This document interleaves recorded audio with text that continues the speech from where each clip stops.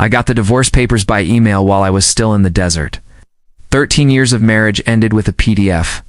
My name is Nathan. I'm 42, a staff sergeant with the 82nd Airborne.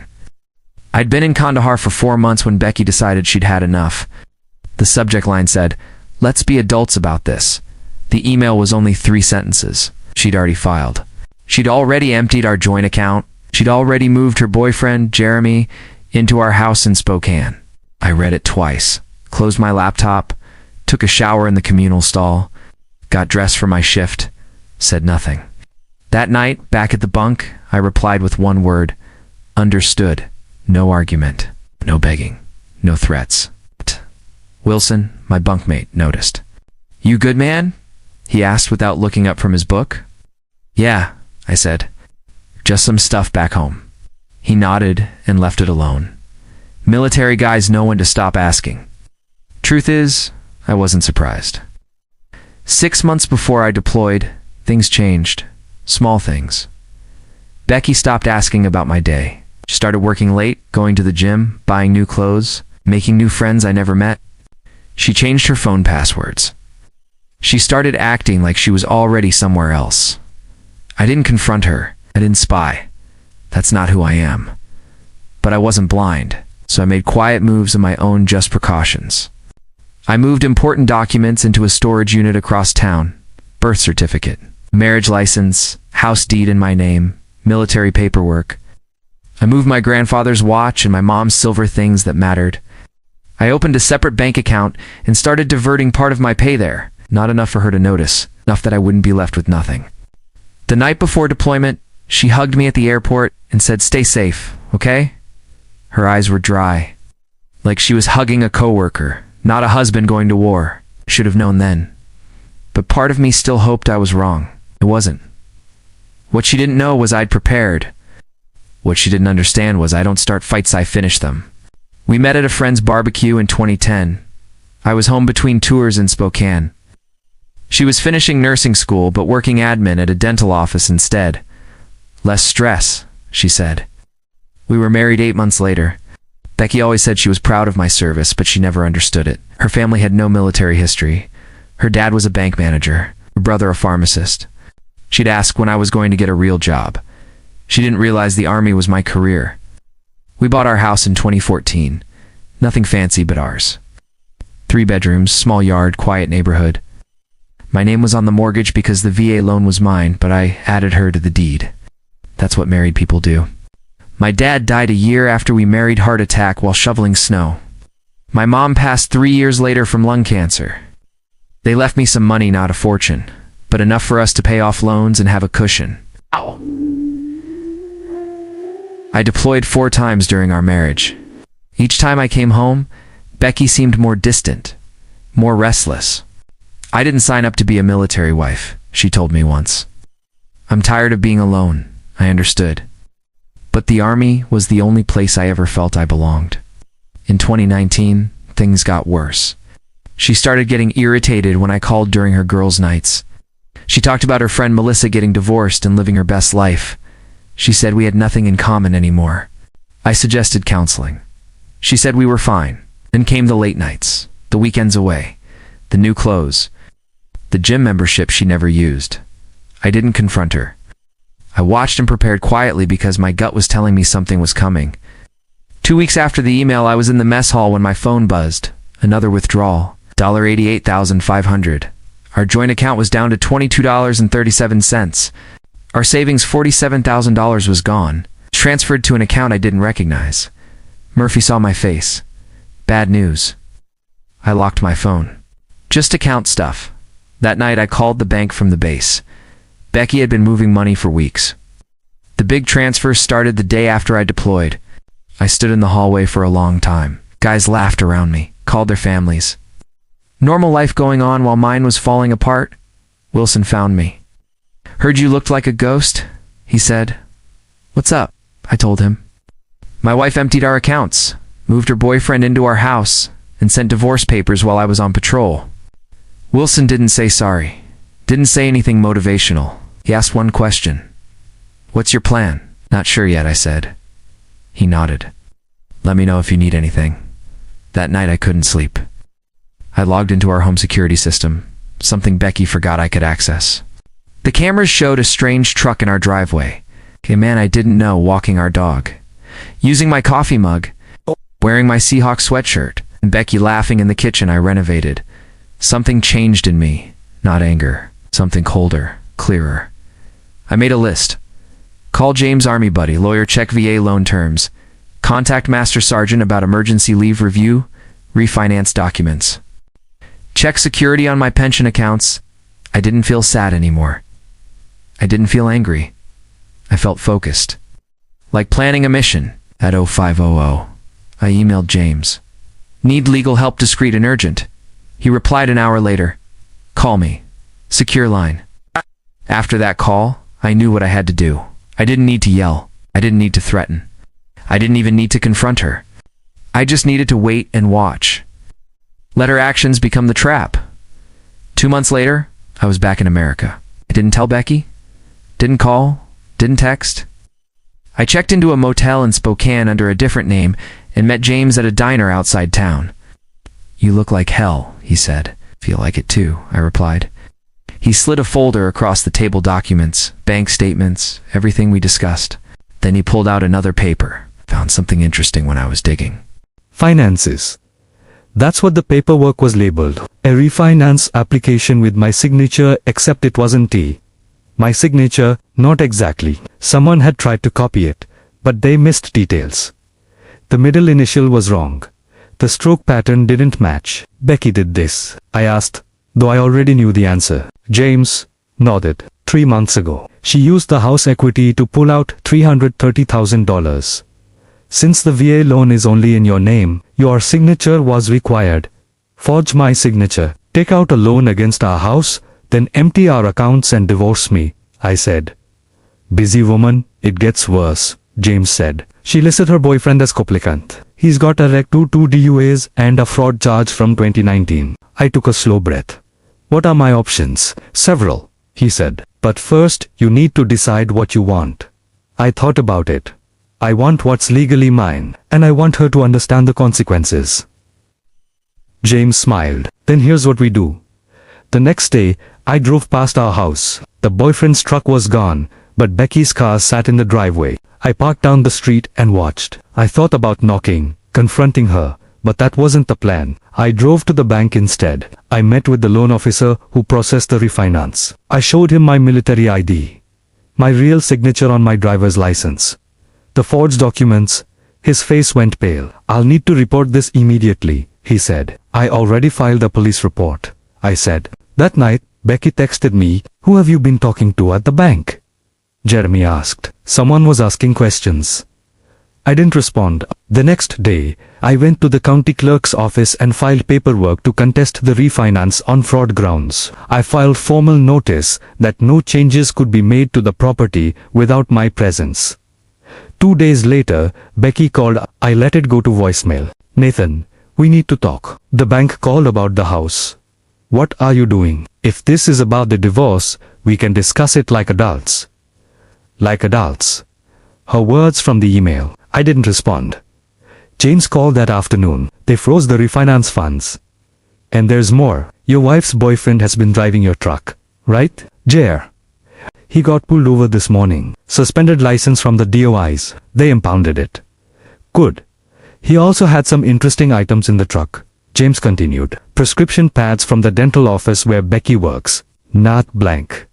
My stomach dropped. She's stealing prescription pads. Looks like it. Police are investigating.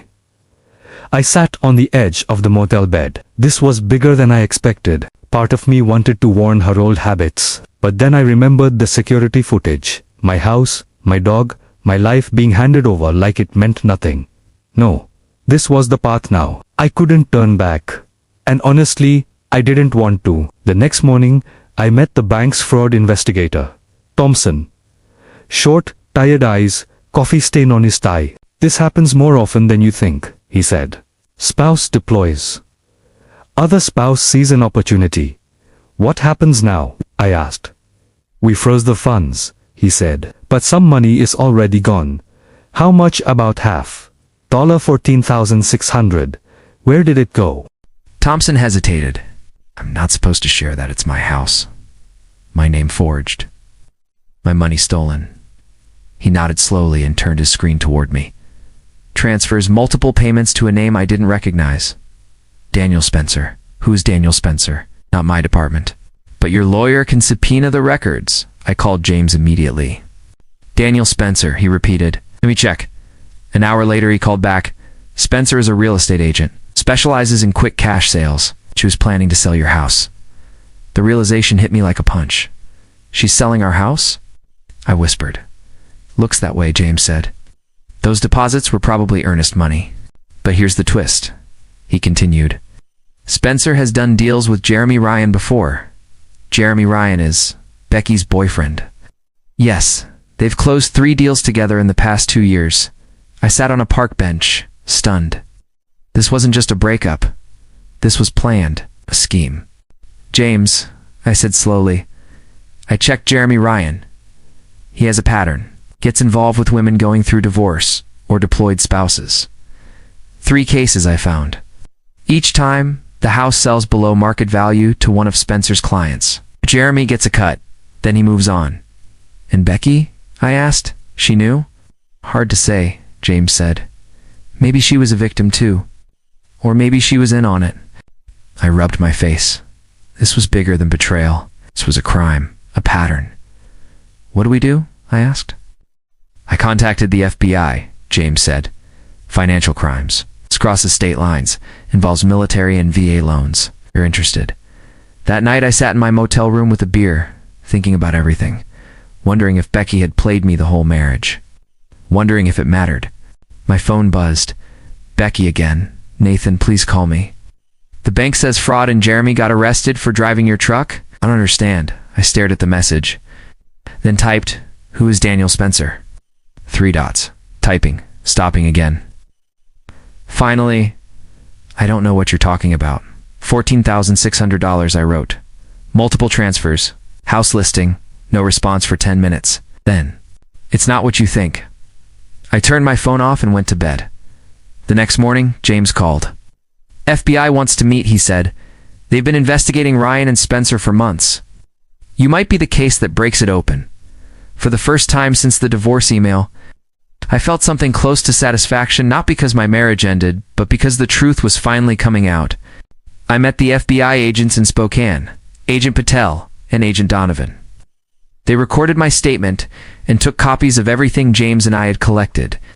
Your case shows a pattern, Agent Patel said, that turns this into a conspiracy. What about Becky? I asked. My wife? I corrected myself. Ex-wife. The agents exchanged looks. We're still determining her level of involvement, Donovan said. Did she ever mention financial pressure or selling the house? I thought back. She'd complained about being house poor. She'd said we should downsize. About 6 months ago, I said. Around when she met Jeremy and refinanced. Patel made a note. Do not confront her or Ryan. We need to build the case. I nodded. Understood. That evening, I drove back through the neighborhood and parked down the street from our house. Jeremy's truck was there again. He must have gotten it out of impound. Becky's car was gone. My phone buzzed. A text from Becky. We need to talk in person. Meet me at Riverfront Park tomorrow.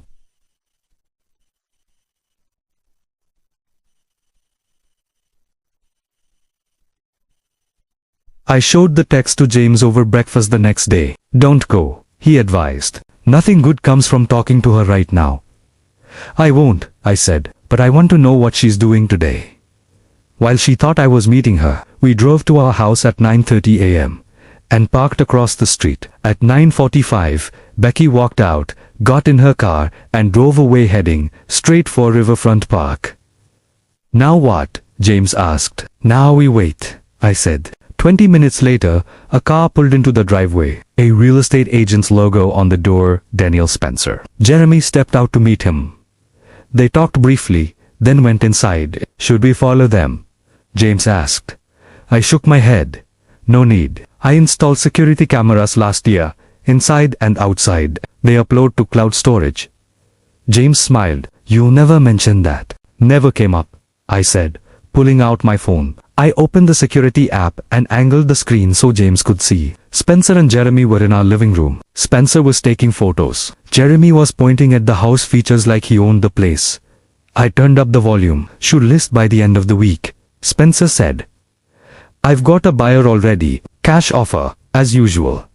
How much? Jeremy asked. $420. Spencer said. We list at $470. They offer $420. Everyone wins. What about the husband? Becky asked. He's causing trouble, Spencer said. He waved his hand dismissively. Military guys are all the same. They talk loud, but they're gone half the year. He'll take a settlement to make it go away. I turned to James. You hearing this? James was already recording the feed on his phone. Every word. I forwarded the security access to Agent Patel with a short message, happening now. 30 minutes later, the house was surrounded by FBI vehicles. I watched from down the street as agents led Spencer and Jeremy out in handcuffs. My phone rang. Agent Patel. We got them on tape discussing the fraud scheme, she said. Wire fraud, conspiracy, selling property under false pretenses. We need a formal statement from you. Of course, I said. And your wife is here, she added. She's distressed. I looked across the street. Becky stood on our lawn, hands over her mouth, watching as FBI agents carried boxes out of the house. What happens to her? I asked. That depends, Patel said, on what she knew and what she want. I stared at Becky. 13 years of marriage, all of it reduced to a few minutes of footage. I just want what's right, I said. The federal case moved fast. Jeremy and Spencer took plea deals, implicating each other and several others in a 3-state scheme targeting military families. Becky insisted she knew nothing. She said Jeremy convinced her I was hiding money and planning to leave her with nothing. She claimed the refinance was his idea, and she just followed along. Maybe that was true. Maybe it wasn't. Either way, she agreed to a settlement, full restitution, no claim to the house or my pension, and a signed confession about the forgery. In return, I didn't press charges. The divorce was finalized 6 months after the email from Kandahar. No fault, clean break. All things considered, on the day the last paperwork was signed, Agent Patel called. Jeremy Ryan was sentenced to 8 years for fraud, conspiracy, and identity theft. Spencer got 12. I thought you'd want to know. Thank you, I said. There's something else, she added. We found evidence. They targeted 11 other military families. Your case helped build the pattern. Those families might get their money back because of you. After we hung up, I sat on the porch of my rental apartment watching the sunset, thinking about those other families, other soldiers who returned to empty homes. I hadn't planned on bringing down Jeremy and Spencer's operation. I just wanted what was mine. My phone buzzed. A text from Becky. I never meant for things to end this way. I didn't respond. There was nothing left to say. A year later, I sold the house. I couldn't stay there. Too many memories. Too much betrayal. I used the money to buy a small cabin outside Missoula, Montana. 2 bedrooms. 10 acres. A creek behind it. No neighbors 4 miles. I took early retirement from the army.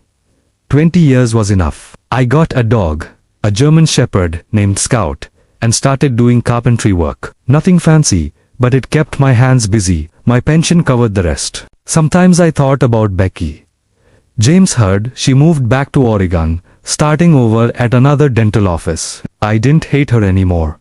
I didn't feel much at all, honestly. She made her choices. So did I. One evening, a letter arrived from a woman in Fort Worth. Her husband was in the Navy, deployed when Jeremy and Spencer tried to target her. The FBI had given her my name. You don't know me, she wrote, but you saved our home. Thank you. We're fighting back when it would have been easier to walk away. I read it twice, then pinned it to the refrigerator. Some days, when the silence got too loud, I looked at that letter and remembered something good had come from all of it. Last I heard, Jeremy and Spencer were still in prison. The system worked for once. As for me, I was building something new, something that couldn't be stolen or forged or betrayed. Something that was just mine.